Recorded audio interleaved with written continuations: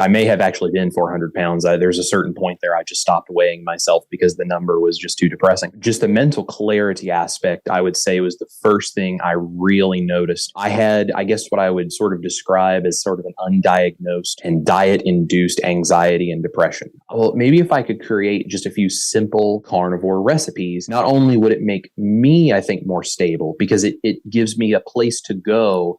If I'm tempted to go eat something I know I shouldn't, I'm going to challenge myself to make my own version and use clean ingredients. 2 weeks into doing carnivore, I woke up and I was talking to her one day and she said, I really think this carnivore thing is doing something great. And she goes, I know it is. She said, you wake up every morning smiling. And since I've known you, I've never seen you do that before.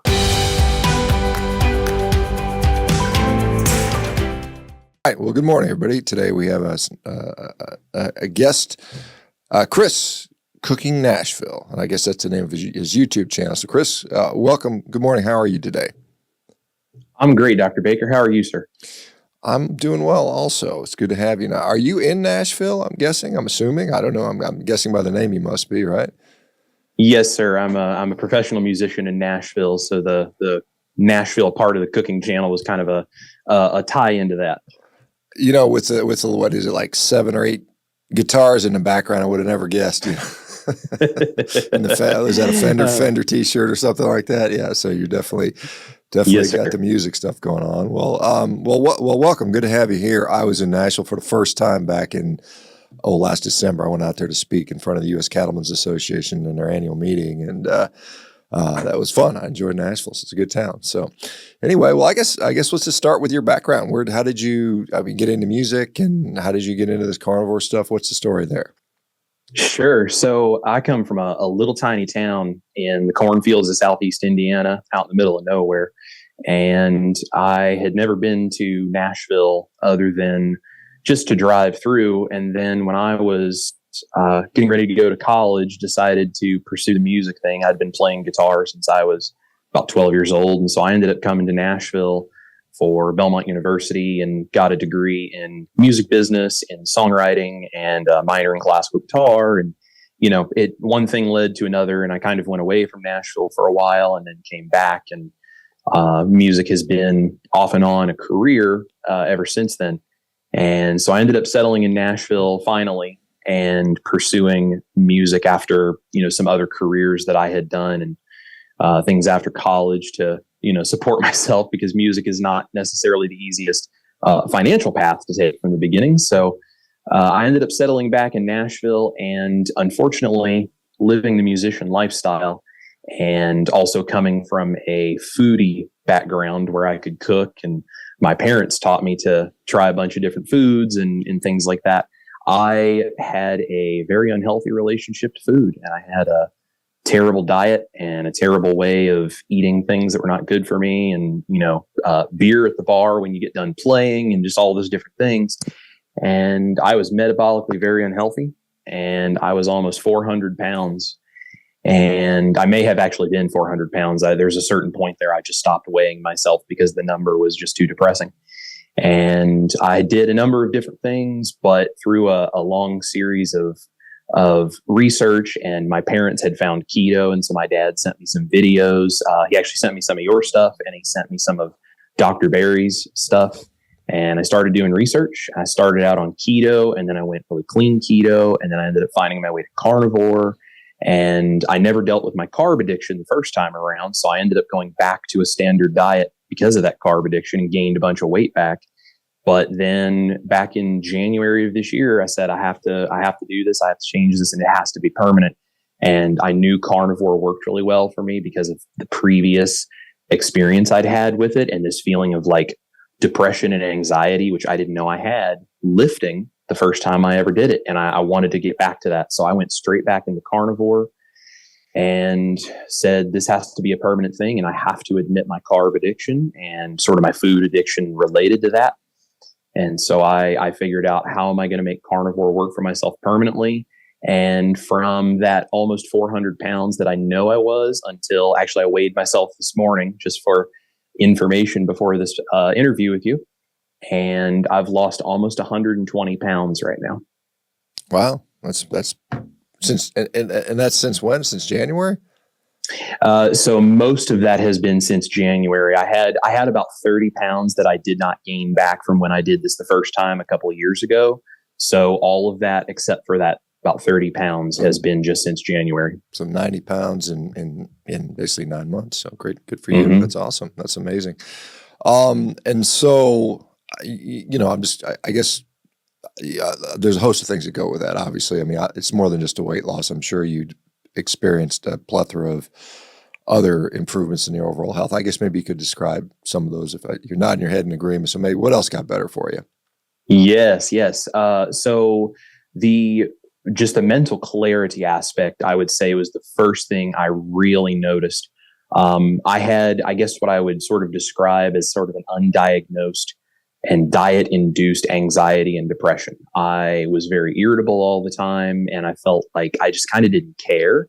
And one of the careers that I had was working in higher education, and we go through a great deal of training to recognize in like the student affairs world to recognize those sort of symptoms of mental health in college students, because so many college students start to experience that with the high stress. And then of course, what, the diet does to that age group in the United States, there's a really high incidence of mental health. And so I was trained to recognize all these things, and yet I never recognized it in myself. And then once I got free and clear of it by switching to the carnivore diet, I noticed this whole thing lifted, and suddenly I had mental clarity, I had energy, I had optimism. I was much more capable of just handling things, not being irritable and not snapping. And I just had a lot better self-control, and I could think so much more clearly, and I could work so much more diligently at the things that mattered to me.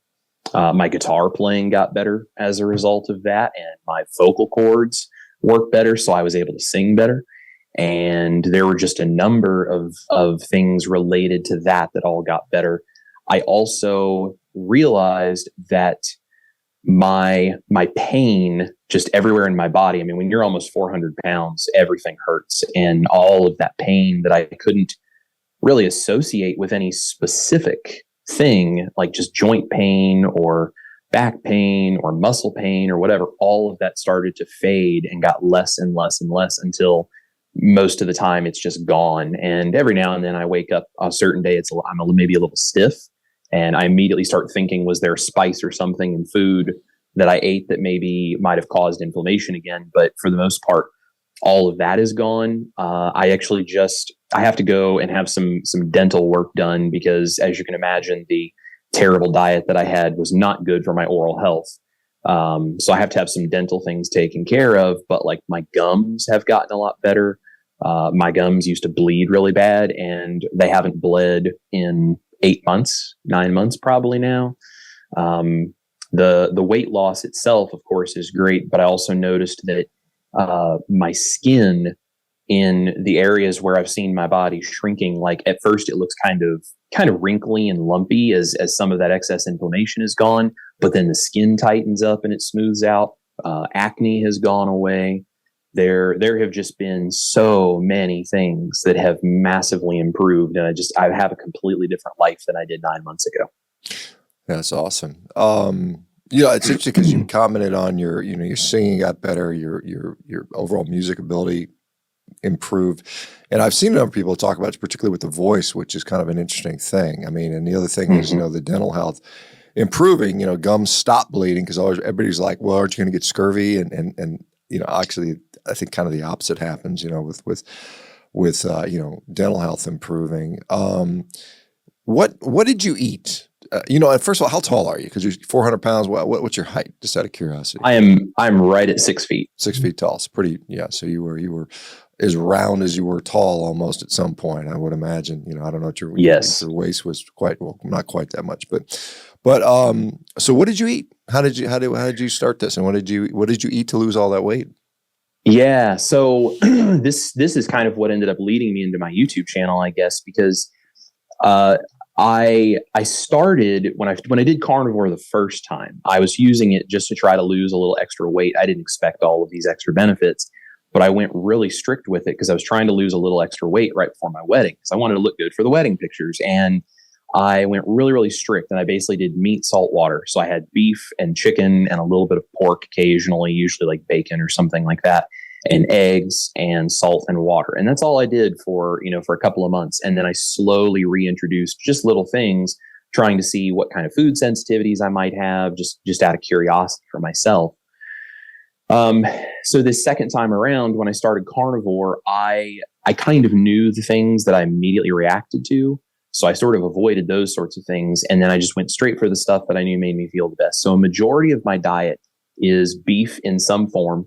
Generally, higher fat beef makes me feel better, although occasionally I will do a little bit leaner beef if I'm doing like sirloin, if it's on sale or something like that. I'll eat that.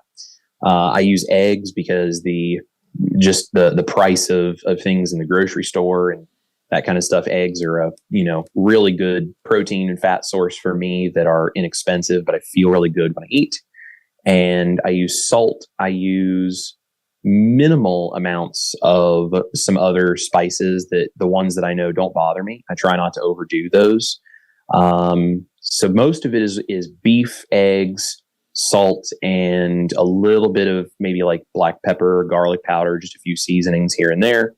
I have chicken, but when I do chicken, I do the dark meat generally. I don't really eat chicken breast, maybe on a very rare occasion, but I usually do like chicken thighs or something like that. And bacon from time to time, although I don't do that on a real regular basis. Of course, lots of eggs. And I generally cook in butter and then a little bit of like lard or beef tallow for cooking fats. I minimize the dairy, like the cream and the cheese. I use a little bit of that because it doesn't seem to really cause too many problems for me, but I also do minimize it to maybe once a week I have some cheese and like the recipes that I do, but I try not to on a daily basis have that because I just feel better if I stick to mostly meat, eggs, salt, minimal spices. And the one thing I do allow myself right now is coffee. I eventually would like to cut that out too. But I also realize with addiction, you kind of have to have a plan of how you address it, because it's the reason I went off the rails the first time. And I work multiple jobs right now, just trying to build all this stuff as a musician. And I was like thinking about that. And I thought coffee would be a good thing to cut out. But if I try to do all of it at once and I just take too many things away and I make it too stressful on myself, I'm going to be tempted to go back. And until I know that I'm really stable, kind of one thing at a time and make it a progress and a journey rather than a try to flip a switch overnight sort of thing. So mostly meat, eggs, salt, a few spices, a little dairy, and coffee every morning. What was your, you said you were a foodie back in the day and you had a poor relationship with food and, probably maybe some component of food addiction. What was your thought about, meat, particularly red meat, fatty red meat 10 years ago? I mean, were you like everybody else that thought, hey, that's bad for me and I need to limit that? Or what, did you ever think that, or was you ever exposed to that line of thought? Yeah, my parents never did the whole, we have to count calories to lose weight thing. They didn't really buy into that.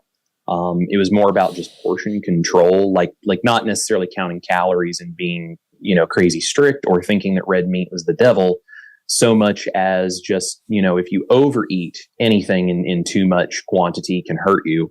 And so I always really loved red meat. I always loved red meat. I always loved really meat of any kind. I was never a fan of veggies. I liked the grains and the potatoes and corn and like all the starches because of my carb addiction. And I liked fruit from time to time because of the sugar and the sweet flavor. And then of course, potato chips and candy bars and all the typically addictive foods. I was never like real into veggies. Occasionally one would taste good, but it wasn't like the first thing I was going for. I always, from the time I was a kid, went for the meat on my plate. Like when we would do burger night as a kid, I just wanted the beef patty and I just wanted to eat it with a fork. I didn't care about the bun. I didn't care about the pickles and the onions and mustard and tomatoes and ketchup and all of that. Like I was very happy eating mostly meat from the time I was just a kid. So short of the addiction to the highly processed foods, I actually have always leaned in the direction of being carnivore. I just didn't know that's what I was doing at the time.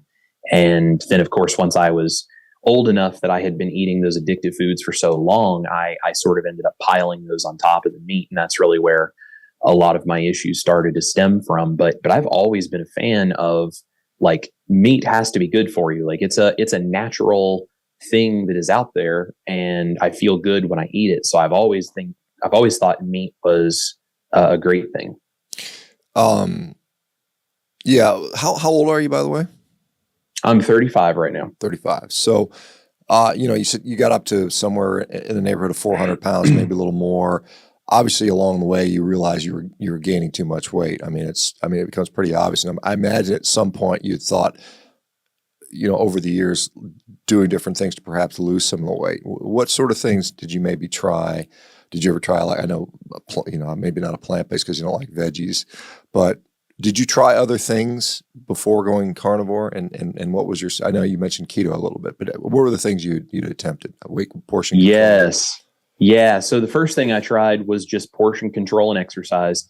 When I was in high school, I was actually into martial arts, and I was in really good shape. When I was like 17, I was, a few pounds of fat away from having like the nice six pack that everybody would like to have as a guy. And those kinds of things. I was really into martial arts. I'm a second-degree black belt in Taekwondo, and I was really into that. So I thought, okay, well, it's just I've graduated college and I've eaten things that are not good for me. So I'm just going to cut out some of the processed junk. I'm going to try to portion control. I'm going to try to be more active.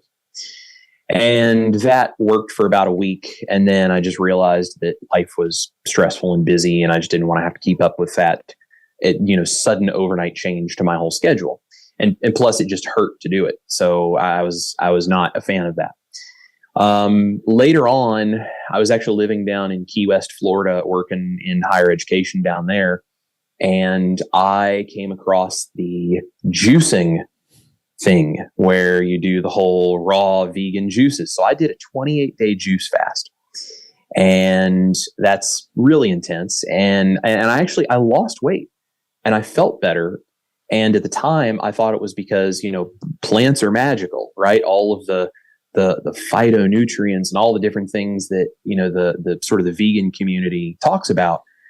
And I think maybe for some people, that's probably why they believe that.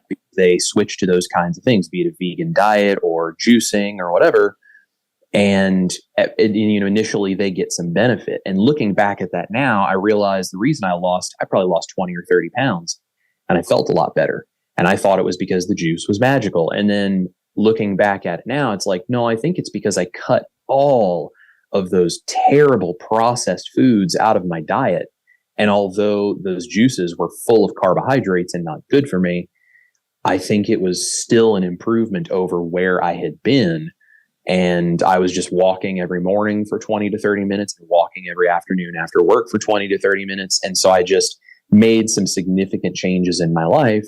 And my body was like, okay, it's not perfect, but at least here's some relief. And so that kind of worked a little bit, but that's not sustainable.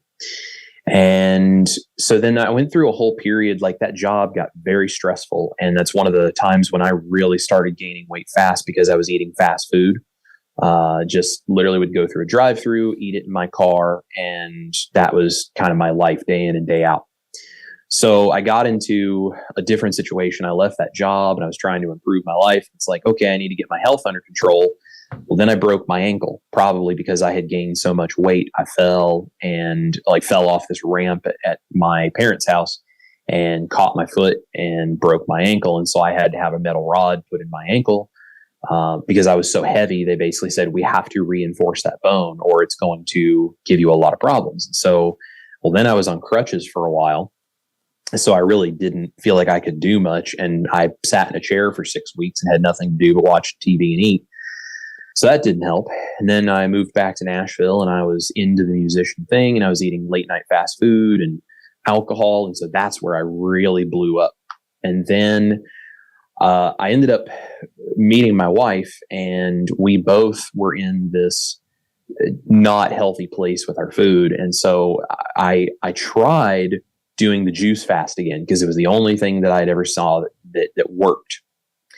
And so we both tried it, and about 2 weeks into it, we were like, nah, we can't do this. And so that's when we went keto, because nothing else had ever seemed to work. And it felt like everything else that I tried, I would either try it and I would fail at it within a week or two, or if I even considered it, whether it was Weight Watchers or, a South Beach diet or like any of these kinds of things, I would look at everything I had to cut out. And I'd say, I don't have the self-discipline to do this.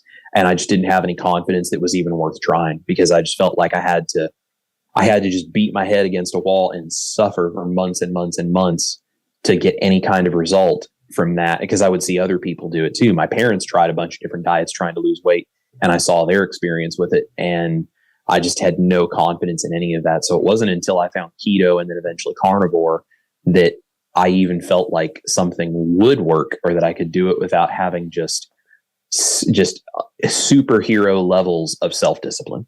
Yeah, that's the thing that a lot of people will say about, people going carb. Well, you could get the same results if you just ate a balanced diet and cut out the processed food. And a lot of people find they've already tried that and it just doesn't work. They can't do it, and for whatever reason. Yeah. So now you've got this cooking. What's the story in the cooking, Chris Cooking Nashville store? What's the story now? Is it a cooking channel, or what's the deal with that? Tell me about that. Yeah. So back in January, because I was going to start this whole carnivore thing, I had my wife and I sit down at the beginning of every year in, late December, early January, and we list out goals we have for the year, because as musicians, especially, we're entirely self-managed here. So you have to be on top of what are my goals? How am I going to grow my business, et cetera. So we sat down and we came up with our goals for the year, and we come up with personal goals and professional goals. For me, one of the personal goals was I love cooking. I love cooking for people. I love telling people that I love them by cooking for them. It's the way I grew up, and my family has always been that way, where you feed people that you care for. And I think there's some cultural element to that, and sort of an instinctual element to that, where when you care about someone, you want to provide for them. And what better than to provide sustenance for our species, right? So I wanted to start a cooking channel on YouTube, because I just thought, everyone always says my cooking is so great, and I think it would just be fun to share this with people because it makes a difference in people's lives. But simultaneously, I was going to go carnivore, and I'm like, well, how do I balance being carnivore? And my wife is keto, so I make like veggie sides for her, but she's clean keto and I'm carnivore.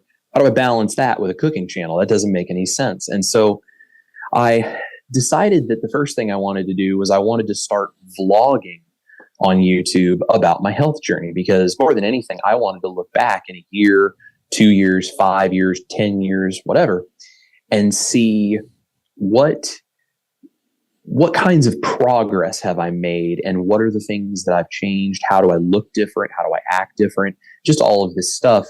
And I thought, well, maybe along the way I can show people what I'm eating, and that would be kind of my version of a cooking channel. So I started the health vlog, and my YouTube channel videos were terrible. And I named it Chris Cooking Nashville because we're musicians. We think about the branding and the professional marketing element of everything we do. And Nashville is a popular search term. And I thought, well, maybe people will come across that. And if I want to turn this into a cooking channel, putting the word cooking in there would be a little bit more helpful for people. So I named it Chris Cooking Nashville, and I started my health vlogs, and they were terrible because I didn't know anything about what I was doing. And I started doing just little short videos about like, well, here's what I made today, or here's what I ate today, kind of things.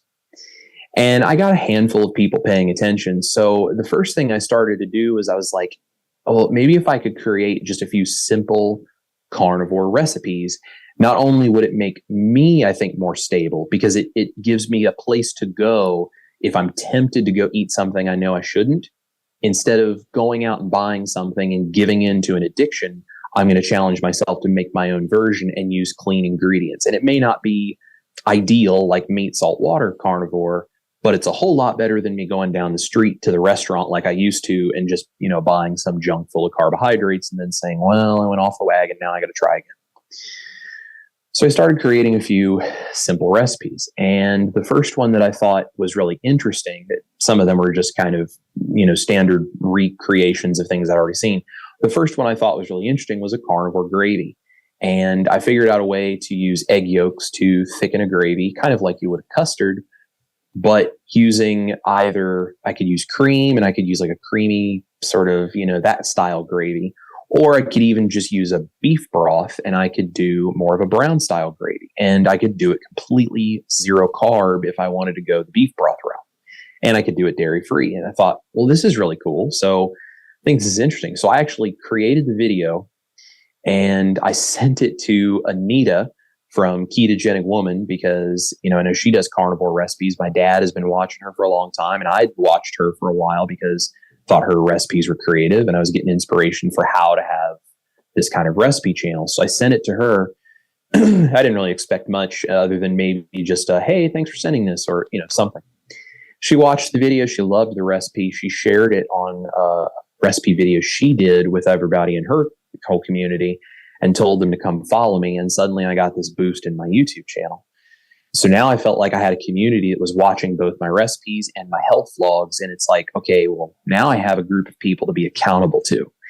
And I really enjoyed the fact that there was a group of people that if I was struggling, I could lean on, or if I came up with something that I thought as a tool, this recipe is helpful for my own journey, maybe it'll be helpful for someone else. And I found this completely new goal with my carnivore sort of lifestyle. And it was like, how do I take what I'm doing and show other people not only the recipes that I'm doing, but the benefits that I'm getting from it, and then put that out there in a way that hopefully will inspire other people who maybe they're afraid to try a carnivore diet because they feel like when they look at it from the outside, they're seeing that real elite version of it, right? Where it's meat, salt, water, and people are ripped and in great shape. And although that's a great goal and one that I'd like to achieve, that's sort of the top of the ladder. We don't start there. Sometimes we start at the very bottom. We barely even imagine ourselves giving up our donuts, let alone eating nothing but steak every day.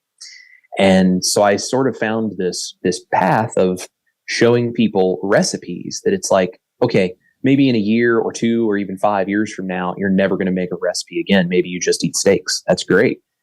But to get from here to there, maybe you need some tools along the way. And if you do, that's fine. Like, do what you need to do to get yourself from here to here. Admit that you're not in the right place. Find that pathway and deal with that addiction and with that difficulty. Here's some tools to help you do it. And then I found, as a result of that, there was this really cool thing that started to happen where I started getting contacted by people saying, I'm the only person in my house doing this.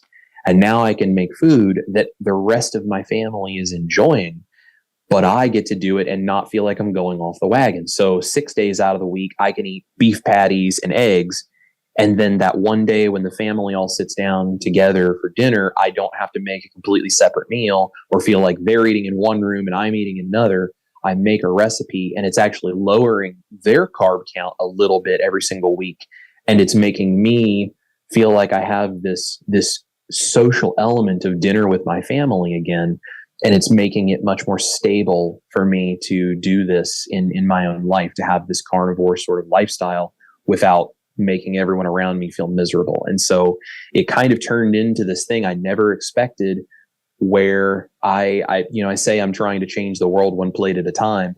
And, my tagline is eat your meat, love your life. And I realized this sort of holistic approach to how do you become a carnivore. Well, sometimes there's tools and recipes and things that would get us along that path. And if it takes you 6 months or a year or 5 years or 20 years, or maybe you never get to where you don't need recipes anymore, fine. If that means you're not on a standard American diet and you've lost weight and you've dealt with health problems and you have a better quality of life than you did before you had these recipes and you feel stable doing it, that's better than nothing. And it's just turned into this thing where I just get so much joy out of helping people and creating these recipes. And, I get to have my cooking channel, which is an important thing for me. And I get these amazing messages from people talking about how I'm helping them and changing their lives. And it just makes me feel like it matters. And, I've always said, if you're good at something, but you don't do anything with it to help anybody else, what's the point of being good at it in the first place? And, being good at cooking is great, but being good at cooking and using it to create tools that help other people in their weight loss and health journey, that's a really great feeling. And so it kind of turned into this thing I never expected it to, but it's a joy to do it. Yeah. And I think some people really appreciate, having a few recipes. I'm kind of lazy when it comes to cooking. I just throw a steak on the grill and I'm good. But I mean, and I've played with some of those things over the years, and they're fun to do. Mhm. And like you, I've got people that live with me that aren't necessarily 100% carnivore. And I mean, our dinner is usually, I mean, I'm usually out cooking steaks for everybody because everybody still likes to eat steaks, and they may have some. Cut up a little bit of cheese. Maybe there's a little bit of fruit usually it's an apple and some cheese and some steak. And I usually just eat the steak. Sometimes I have the cheese. I usually pass on the fruit, and that works pretty well. But let me ask you, because you said you have a wife. Sounds like she's a musician as well, maybe. Was she ever like concerned, like, hey, you're doing carnivores? Was she like, what are you doing? This is crazy? Or was she fully supportive from day one? Or what's been the story there? Yeah, I am a very blessed man to be married to the woman that I'm married to, because she is extremely supportive. And when we started this whole thing, we were talking about how we both needed to get our health in check, because she was very overweight. She was struggling with a lot of things. I was struggling with a lot of things, and we both saw that the other one was suffering. And so, like before we jumped into doing keto and carnivore stuff, I did massive amounts of research. That's just what I do. I mean, I watched, I don't know how many of your videos and Dr. Barry's videos and Dr. Chafee. And I watched, I mean, I was like, if it was a keto creator and a carnivore creator and anyone on any one of these low carb diets online, I was watching their videos, trying to learn as much as I could about the medical stuff behind it. And I'm not a doctor, so I don't understand a lot of the specific fine details, but I am, well researched and well read enough to know the difference between someone who has evidence for what they're talking about and someone who is just spewing opinions. And so I went and found people that I knew had the training to really describe not just what you should do, but why that matters and why it works scientifically. And here's all the research. Like Dr. Barry, I would go and look at the research he linked in his videos. And I would look things up on Google, when I heard whether it was you or Dr. Chafee or Dr. Barry, someone who'd say something about it, I would go and look up those websites. And so I tried to do a lot of research. And then I sat down with her and said, here's what I found. Here's a few videos. You don't have to watch as many as I have, but here's a few videos if you're curious about why I'm saying we should do this. And she looked at a few things and she said, great. She said, this seems very smart and we have got to do something. And she's like, nothing's going to kill us to do it for a month. And it's kind of one of the things I tell people when they ask about this. They're like, carnivore seems like such a bad idea. And I'm like, well, nothing is going to kill you for a month. You could eat Twinkies for 30 days straight.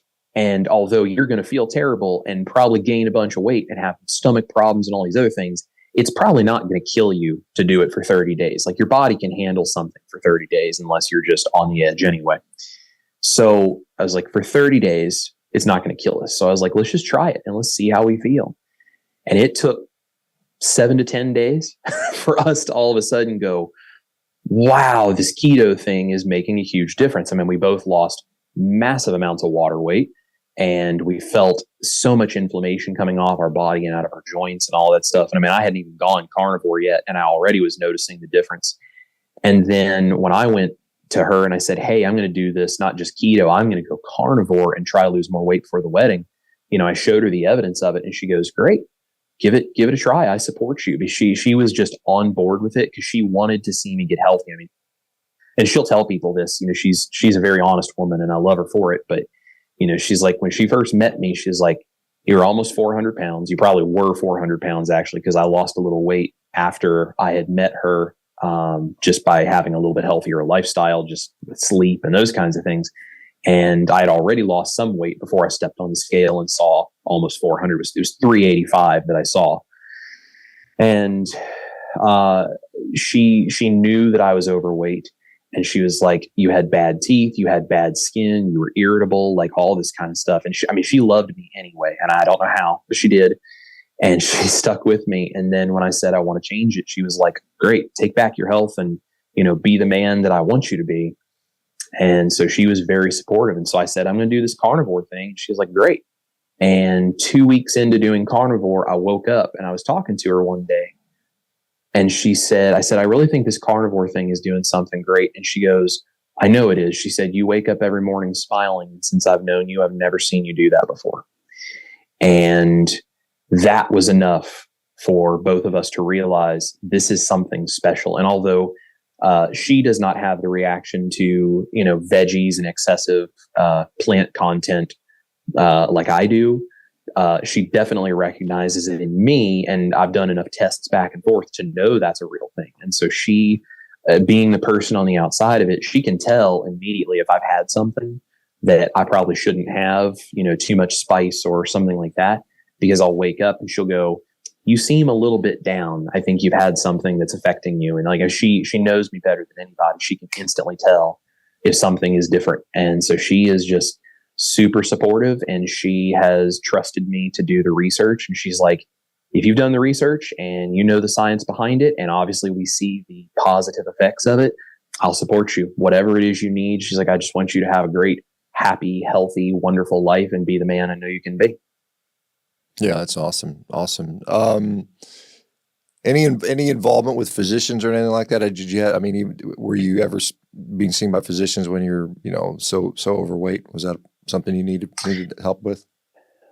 No, I probably should have been.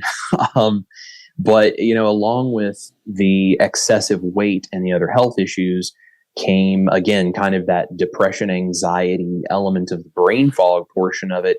And truthfully, looking back at it, I think I was so apathetic because of that sort of depression thing going on. I just kind of was like, I don't care.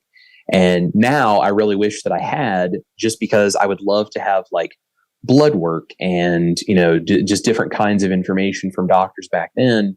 And then, here soon, I'm planning on getting like a blood panel and all that kind of stuff done, and just kind of see where I'm sitting and what kind of my next steps are. But I would have loved to have had that to compare what has really happened. But I didn't have any involvement from doctors of anything. The only thing was back, and this would have been when I was still in like the college age range, or maybe like right out of college. I had to have a physical done for, just a basic physical, to go to some like spring break kind of like service project thing I was doing. It was probably while I was working in higher ed here in Nashville the first time. And when I went in, the doctor was like, "Yeah, your blood pressure is a little high. You gotta get a little bit of some weight off and whatever." But it was mild, and I knew that I wasn't feeling as good as I had been. But I was probably in like the 230 to 240 pound range back then. And so like not good, but I'm also a really broad shouldered, large boned person.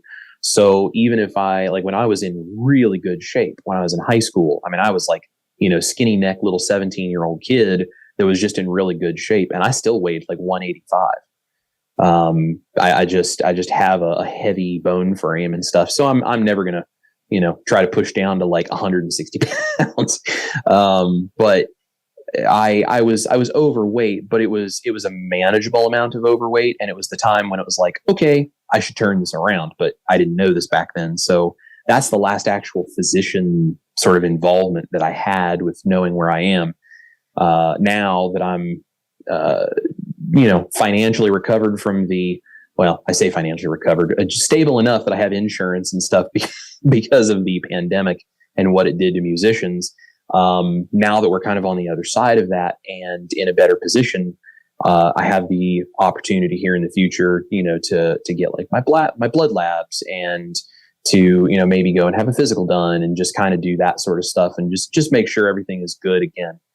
But that will be the first time that I've had any kind of information from a doctor in a number of years, because I'm in the mental space now where I can actually understand the importance of that. As a musician, are you, I'm assuming you play the guitar with all the guitars behind you, but are you a singer? Are you part of a band, or what is your sort of role there? Yeah, so I'm a songwriter and a performing guitar artist and vocalist myself. I also do session work, so I record for other people, and I'm a guitar player for hire to play for other people.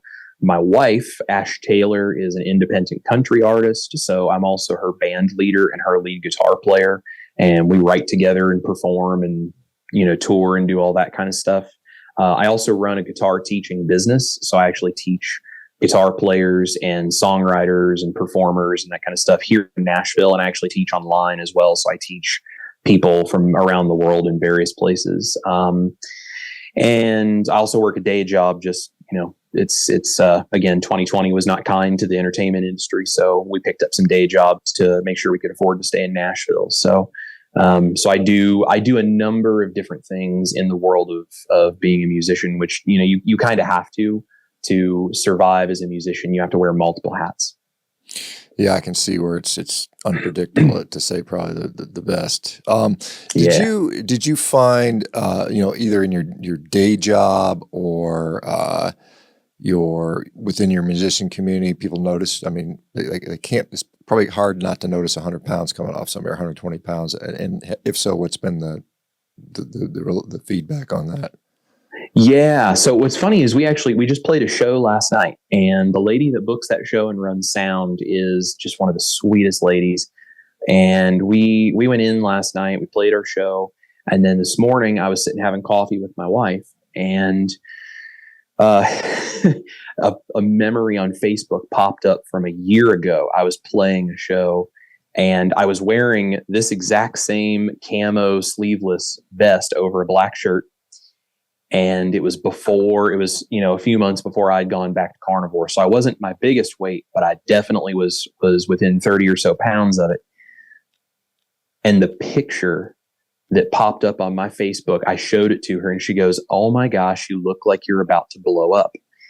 And this lady that runs the show that we played last night, the last few times we've been there, every time I come in, she gives me a hug and she goes, "Chris, you are looking incredible." She's like, "You are getting so skinny," which I'm not skinny, but I have lost significant amounts of weight.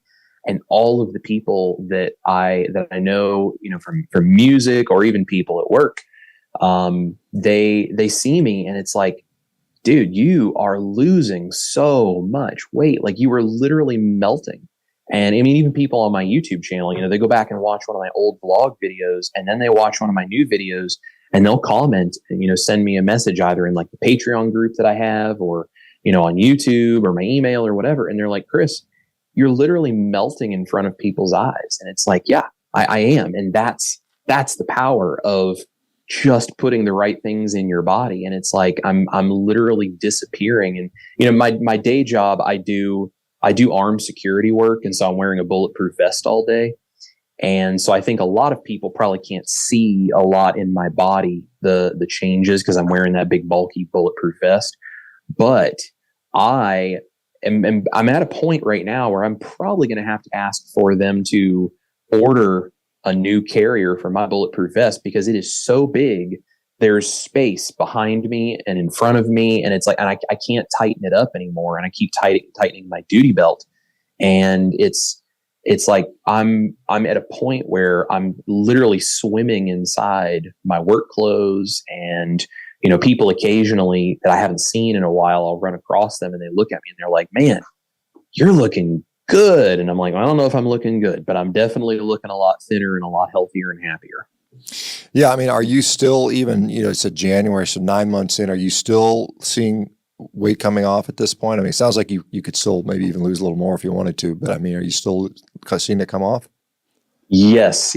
So part of my health vlog videos was there for a while. I was weighing in every single week and reporting my weight, not because I was really concerned, because I was like, it will trend down over time. So I'm not doing it but I was doing it more as like a transparency for my followers. And like, let me show you what it's like every single week when I'm doing this.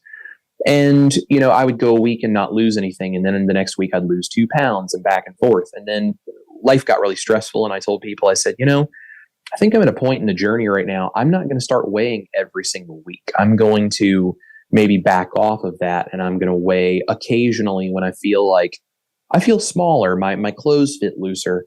So I actually got on the scale this morning for the first time in like 3 or 4 weeks. And I lost another 3 pounds from the last time. And I'm still working my way down, and I definitely still have weight to lose. I'm right now sitting at just a little over 265, and I'd really like to get down to my goal is to get down to like 220, and then kind of just see where I'm at. Like, look at my body, maybe have like a body fat percentage kind of thing calculated, and just figure out like where is my ideal body weight? Because honestly, I haven't been below 260 in so long. I don't even know what my ideal body weight should be. And so I want to kind of get down to that, 220-ish range and then figure out, should I be more like 200? Should I be more like 180? Is 220 really good? I'm not sure, but I'd like to kind of get down there, but it's happening a little more gradually, which makes sense to me because, as you have less and less weight to lose, your body's going to focus on more things about your health and just getting the excess fat off because it's not as big of an emergency for your body as it was. And so it's slower, but it still seems to be anywhere from, 5 to 7, maybe 10 pounds a month over the last like 3 months still. Yeah, it's very reasonable. I mean, are you finding that you're having to, because people don't realize this when they're 400 pounds, they just require more food than when they're 260 pounds. So, I mean, it's one of those things where, you find that I just don't need as much fuel because I'm not as big of an animal anymore. It's like comparing how much a lion eats versus a cat. It's like a house cat. I mean, it's a big difference.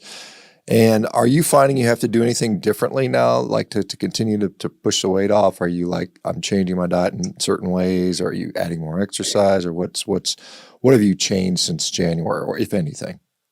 Yeah. I think the only thing that I've really done is when I very first started, usually I would have either breakfast or lunch of some kind, and I would have dinner. Now, probably 10 out of 12 days, I'm eating one meal a day. I'm also not eating as large of meals as I did because I'm just not hungry for it.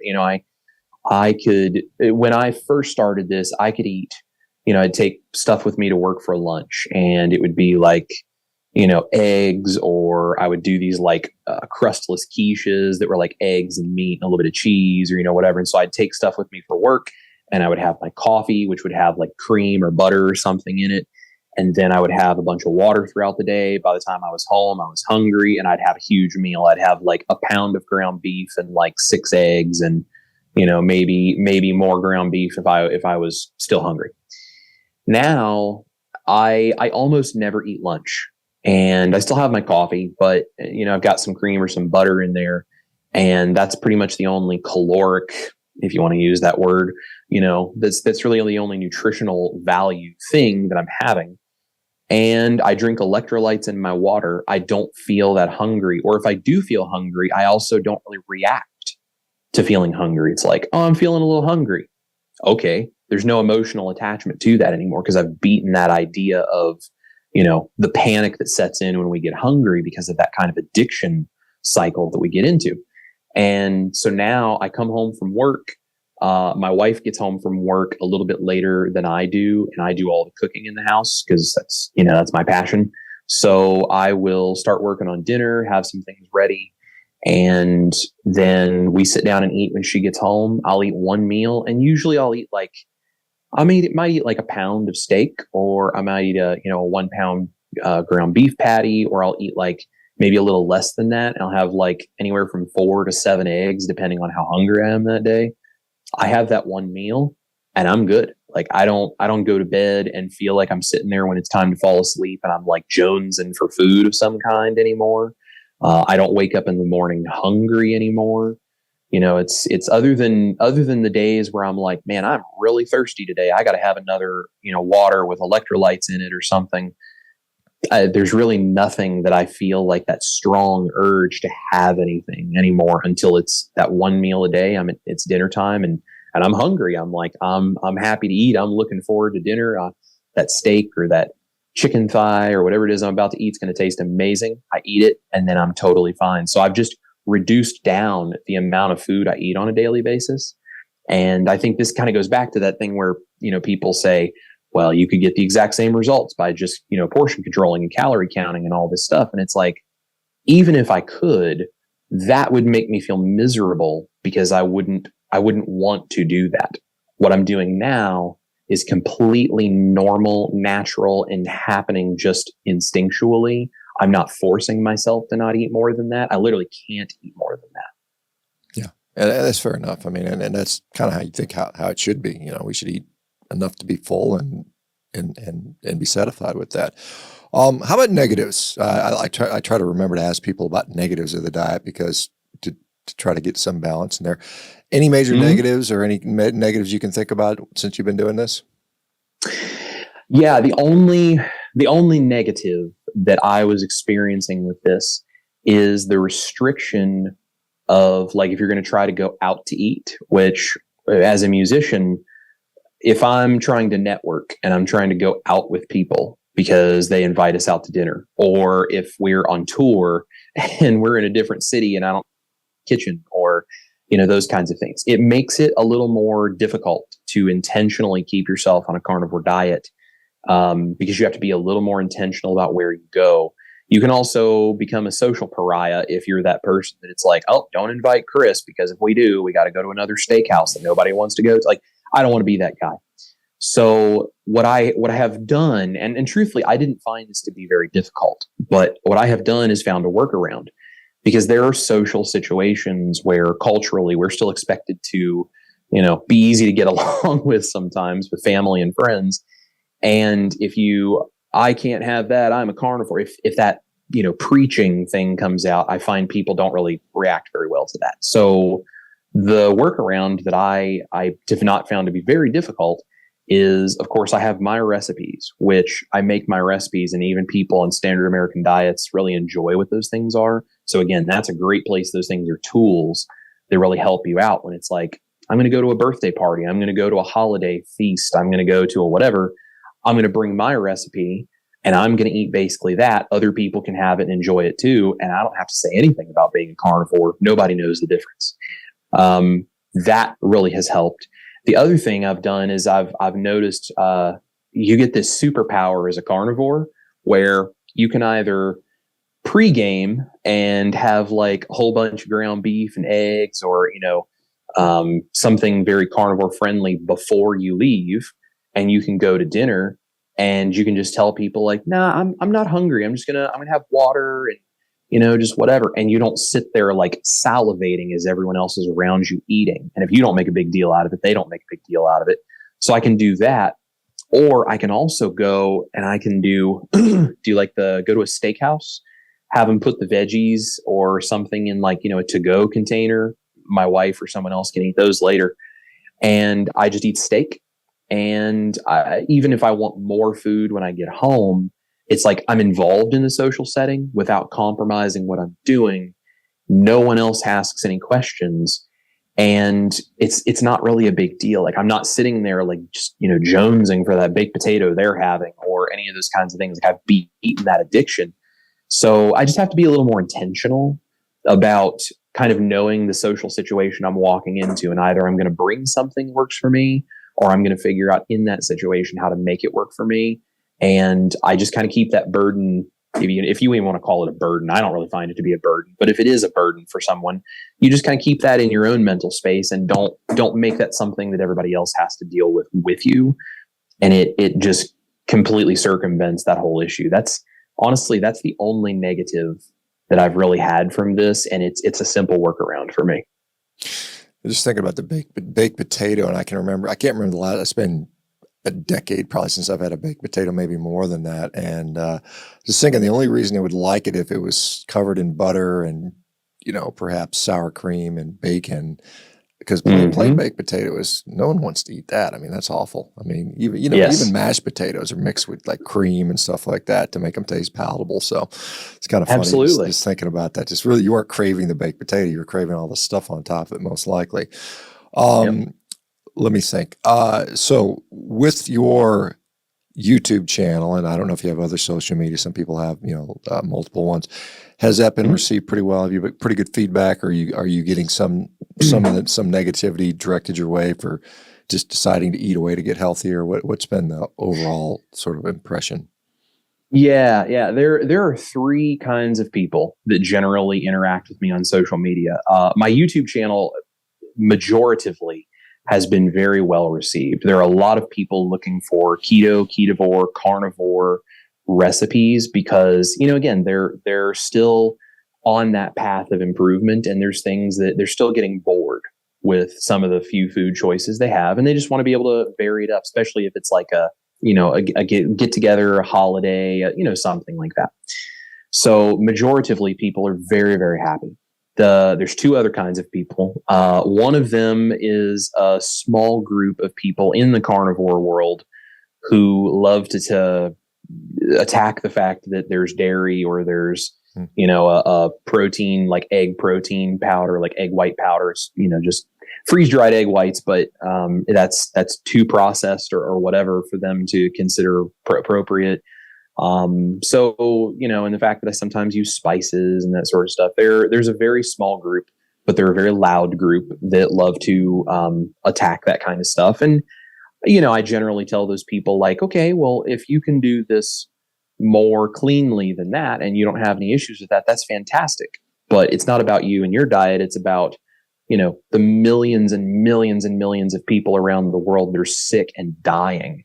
And if this is what it takes for them to get their health back, then maybe don't worry so much about what you think is right, and maybe worry more about how can we help people like that. That's just, just a thought.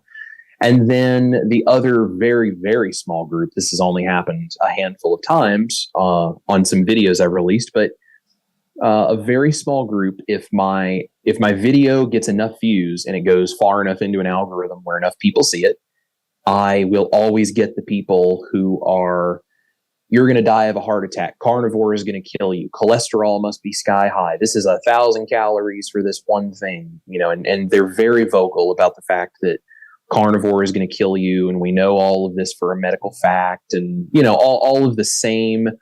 I've always liked when Dr. Berry says the echo of the lie, like that's one of the places that I've really seen that kind of a thing where it's like, okay, you've been told this your whole life, as was I.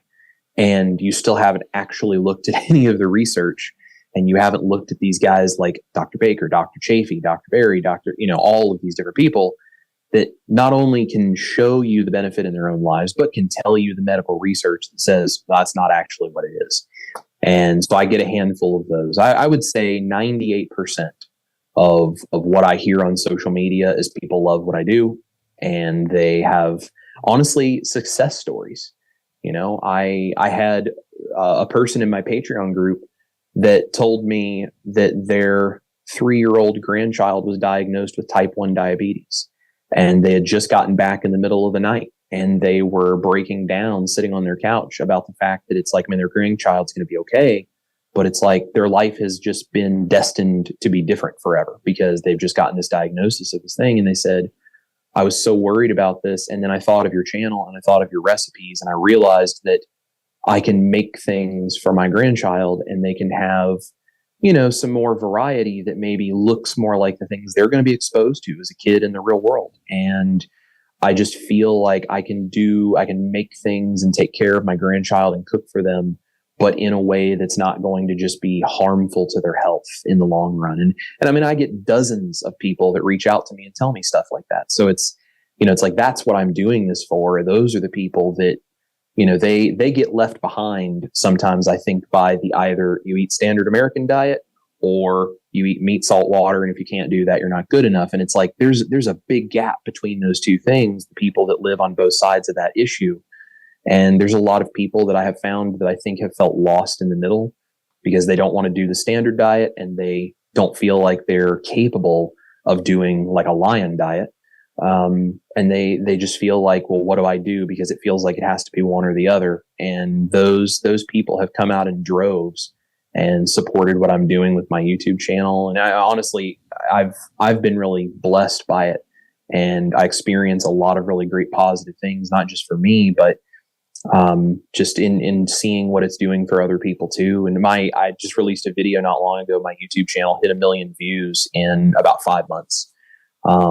Because just of people that are so passionate about it and they're sharing it and they just love what I'm doing and they feel blessed by it and they are blessing me massively in return.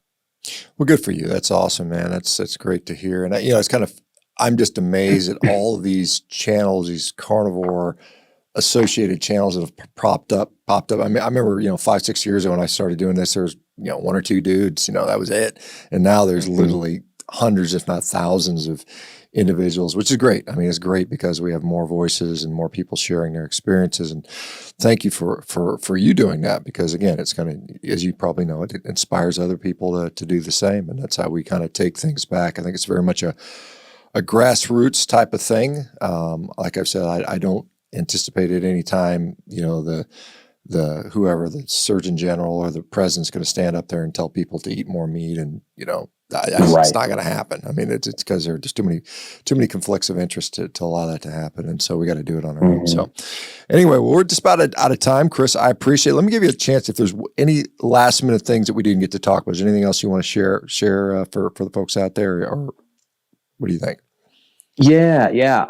I just appreciate so much the people who are creating in this space. Like, I've told this to several of the other creators I've talked to, but I'll say this to you as well. I just appreciate the work you're doing because, hey, I'm sure you know this, or at least I hope you do. But if you don't, I would not be where I am. I would not have the life that I do, and I would not be as healthy as I am and getting healthier if it weren't for people like you.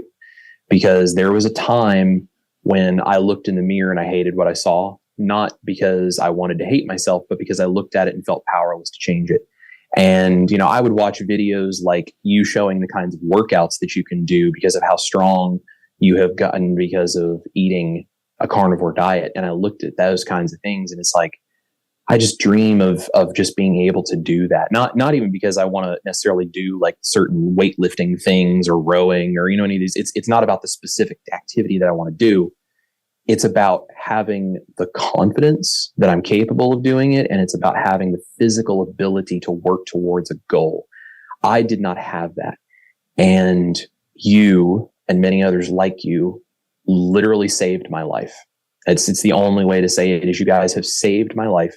And the only thing that I can do to say thank you is to take whatever it is I'm good at, which is cooking and recipe creation, and try to turn it into something that creates the same inspiration for other people that maybe they don't react to the weightlifting video or something like that the way I did, but maybe they react to somebody's recipe that it's like, now I can have pizza night with my family again and not compromise on a carnivore diet. Like if that's what I can do to leave a positive impact, I think that's an amazing thing. And that's the best way I know to say thank you to you and to other people like you who have literally saved my life. So that's why Chris Cooking Nashville exists on YouTube, and everyone, regardless of how strict or not strict they are in their proper human diet, they are always welcome there because I just love all of the community, and I'm just here to help however I can. That's wonderful. Thank you for that. And again, it's like everybody helping each other out. And I think that's a really wonderful, beautiful thing. So anyway, yeah. Chris, I wish you the best of luck. I'll check out some of your cooking recipes and maybe try them out on my experiment on my family with those guys in the near future. But thanks for that. For the rest of the folks, you guys have a great weekend. Of course, I'll be back here Saturday and Sunday as per usual if you want to join us. And if not, have a great weekend. Chris, thank you so much. Take care now. Thank you, Dr. Baker.